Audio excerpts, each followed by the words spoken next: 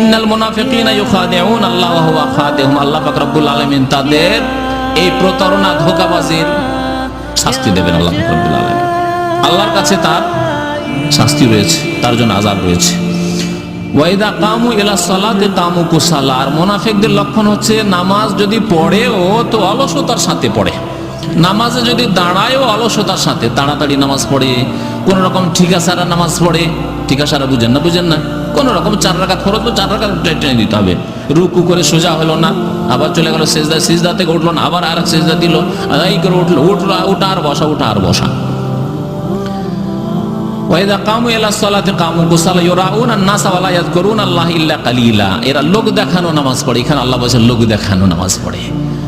ওয়া লা ইয়াযকুরুনা আল্লাহ ইল্লা কালিলা, আল্লাহকে স্মরণ তারা করে না, নামে মাত্র স্মরণ করে। ইল্লা কালিলা মানে নামে মাত্র আল্লাহকে স্মরণ করে। দেখা যায় যে লোকটা